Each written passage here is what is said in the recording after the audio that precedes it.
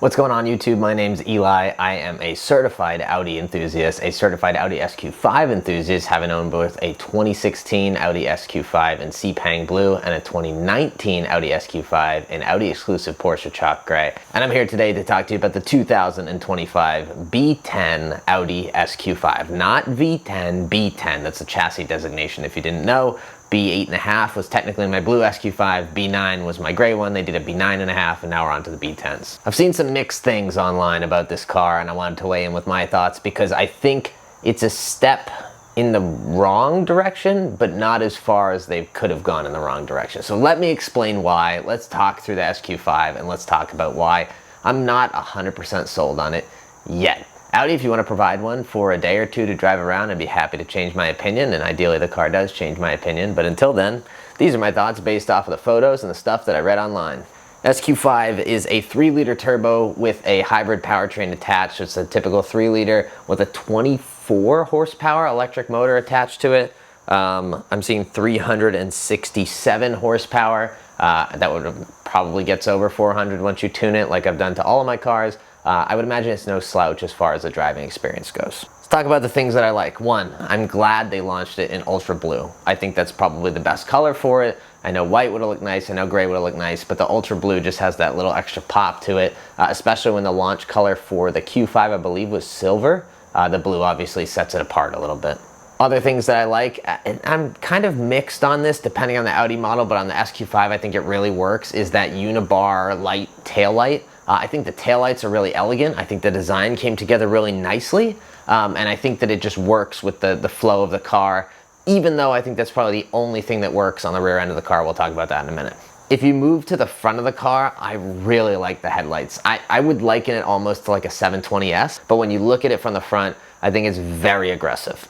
Going along with that, the seats on the B10 generation are just a step above the competition. I think the B9 really elevated that and forced BMW and Mercedes to respond. Mercedes always had nice interiors, but BMW interiors kind of until like the 2020s. I think they stepped it up as well, and this is a step above that. I really like the seats, I really like the stitching. I think it all ties together really well, and the interior is a really nice place to be. The final thing that I'm really glad Audi kept in the car is a volume knob. If you didn't know, my good friend Powen has a Honda Civic Si, I believe it's a 10th gen, and the first year of the 10th gen they had no volume knob. There was just like an up-down button on the screen, and it drove people so nuts that they actually added a volume knob back to the car later on in the run. So we'll talk about the touch screens in a second, but I'm glad, Audi, that you kept the volume knob on the cars. A couple things that I'm torn on the design before we get into the stuff that I don't like. Number one, the giant screen. I talked about this in my past What's Wrong with Audi video. I actually don't hate it now that I see it lit up in the SQ5.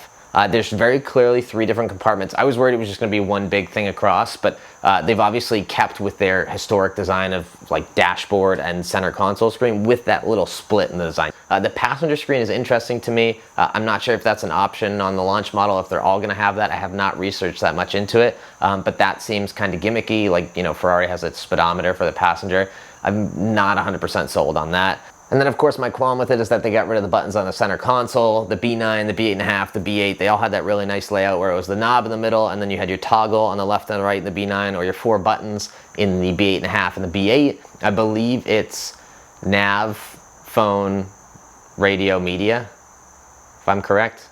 I've only owned these cars for almost 10 years now. I probably should know. I'm kind of sad that that center console button arrangement went away. I think that that worked really well, but obviously if you stick with the same interface for a long time, all the car magazines say it's just the same thing and they all roast you, so you can't be doing that. The plus side of no buttons in the center console is we are always fighting, especially in the B8.5 all-road, whether or not you want the armrest forward or you want 2 water bottles in there. The B9, the water bottles were in front of the shifter, which was great, except then it was kind of hard to get to the AC switches. So I'm glad to see that the water bottles, where you put them in, or I guess they're technically cup holders. We only drink water, so I think of them as water bottle holders. The cup holders are set in a spot where they're not blocking any buttons and they're also not blocking your arm from kind of resting in a comfortable spot. Let's get into the things I don't like. The biggest thing that I don't like about the SQ5 is the rear end. I'm sorry, but look at this picture. This is from Audi's, all these photos are from Audi's media library. Aside from the taillights, which look great, if you just look below that, call it the belt line, what the heck is going on here? We have a diffuser above the actual diffuser with tips in the actual diffuser, but the fake diffuser has all the trim to make it look like a diffuser. We have reflectors in that diffuser that obviously need to be there for safety reasons. We have like a lower, I don't know, trapezoid below the mesh. I really don't like the rear end of this car. And again, I haven't seen it in person, I've only seen it on the internet, but if you want my personal opinion, I think they were designing this one without tips, and that's why it has that black mesh diffuser set a little bit higher. And they heard people's complaint about the lack of exhaust tips on the B9, which obviously they answered on the B9.5 with fake real exhaust tips, and then also real exhaust tips, and put this on this car. So it's got a body-colored bottom diffuser with 2 fins on it with exhaust tips in it, but then above that, you have your other diffuser with mesh and reflectors and a design, and I just like, the only thing would have been better if they took that mesh piece and just shifted it down and had the exhaust tips come out of that and just had a little strip of paint like they do on every other car. As always, I think the badging is horrible. I know Audi has hurt us on that one,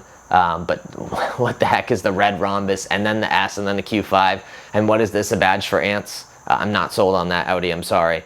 Another thing that I'm not a huge fan of, the touchpad of buttons to adjust everything on the driver's door. There's headlights, there's mirror adjustments, there's all sorts of stuff over there. I think that looks a little bit like they didn't have anywhere else to put it, and so they threw it all over there. And I think that it could have been thought through a little bit better. I don't like that. I don't see what was wrong with the toggle for the headlights before, and the fog lights and all that stuff. I'm just not a fan of that sitting over there. The wheels. Audi was the king of OEM wheels for a long time. The rotors, the peelers, the Q7 wheels. Audi has had so many timeless designs, and now we're putting these wheels on almost everything, and I'm really just not a fan of them. I don't think they look particularly good. There's no concavity to them.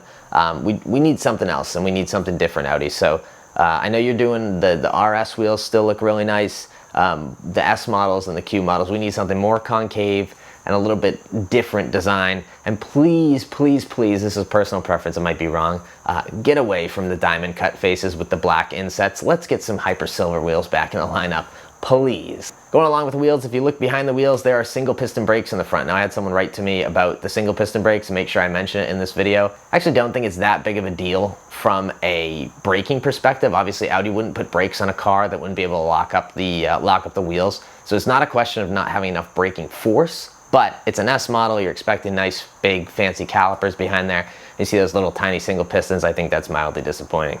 If I'm being real nitpicky, I was looking at the dash a long time. The phone charger plug-in location, I feel like we could have picked a better spot for that. Those cables are either going through the cup holders or they're going across the shifter area. Not 100% sold on that. So overall, do I like the B10 SQ5? I would lean towards no. I feel like Audi in general has kind of lost their direction. I know that the B10 was designed by one of their most revered designers. I just feel like the general direction that Audi's going in is not a super positive one.